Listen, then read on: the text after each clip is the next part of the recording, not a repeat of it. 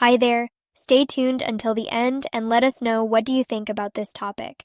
Share your thoughts in the comments. We'll be responding to comments, so leave your questions below. If you found this helpful, please like and share your thoughts. Thanks so much for helping us improve. Welcome to another deep dive, everybody. Today we're going to be talking all about web design. Yeah. So that's everything from UX to SEO to visual design and kind of everything in between. Right. Yeah, we're going to get into like making a website work for your business, not just, look pretty. Exactly. Yeah, we're looking for functionality here. We're looking for results. Yes. And I think one of the things that I found most interesting in doing the research for this deep dive was that there are so many kind of like surprising statistics out there about user behavior. Mm-hmm. Like, did you know that a really good user interface can increase conversions by like 400%? Wow. Yeah, crazy, right? Or that people form an opinion about a website in just 0.05 seconds. I believe it. So it's like less than a blink of an eye. You've already made a judgment about whether you're going to stick around. Yeah, it's all about that first impression. Exactly. So that's why all of this stuff that we're talking about today is so important. It is. So let's just break it down like really basic level. Okay. What is user experience? So user experience or UX, Is really how a person interacts with your website. Yeah. And it's really important because a bad user experience will like turn people away. Right. 88% of users are less likely to return to a website after a bad experience. 88%, that's huge. Yeah. I mean, think about it. If you walk into a store and like it's messy and you can't find anything, are you going to want to go back? No way. Exactly. It's the same with a website. Okay, so first impressions matter. Yes. How do we make sure that our website is giving a good first impression through UX? What are the things that we should be thinking about? I think it's about clarity and like ease of use. Mm-hmm.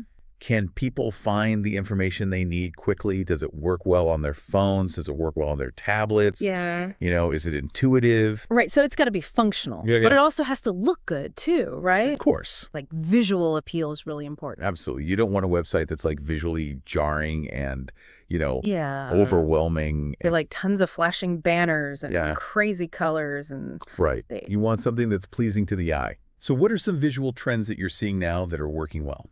Well, one trend we're seeing in higher education is the use of immersive imagery and large typography. So making a statement with the visuals. Yeah, exactly. And it's interesting because the research shows that visual trends are actually different depending on where you are in the world. Mm-hmm. So like US design tends to be more individualistic, high color saturation. Yeah.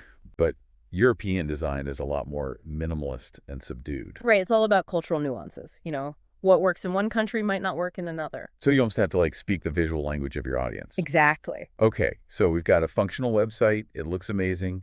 It's speaking to the right people. What's next? Now we need to make sure that people can actually find the website. Okay, so that's SEO. Yes, search engine optimization. Can you give like the quick SEO 101? Sure. Basically, SEO is all about making your website more visible in search engine results. So when people go to Google and type in, whatever they're looking for, your website shows up At the top of the list, hopefully. Yep, exactly. And that's especially important, I think, for businesses that have a physical location, like a brick-and-mortar store. Absolutely. Local SEO is key for that. So if I'm searching for a coffee shop near me, I want that coffee shop to pop up on my phone. Right. You want your Google My Business profile to be optimized so that it shows up on the map with all the correct information.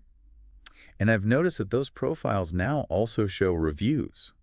Yeah, reviews are really important. People trust them. 75% of people are more likely to visit a store they found through local search if it has positive reviews. So encourage those reviews, people. Yeah, it's like online word of mouth. Okay, so we've got local SEO down. Yeah. What about link building? How does that fit in? So link building is about getting other websites to link to yours. Mm-hmm.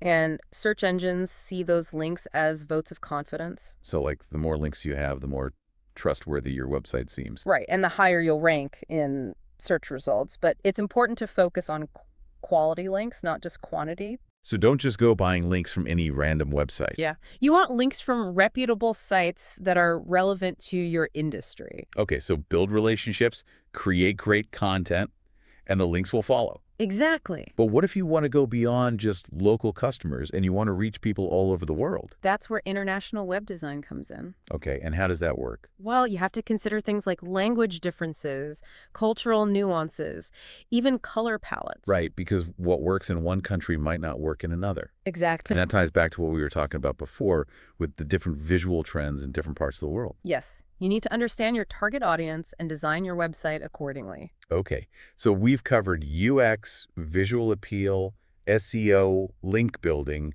and international considerations. We've covered a lot. That's a lot of information. It is, but it's all really important. It is. So let's dive in a little deeper and talk about how all of this impacts conversions. All right, let's do it. Because ultimately, that's what we're all trying to do, Yeah. right? Yes, we want people to take action on our websites. Exactly. So stay tuned for more after the break.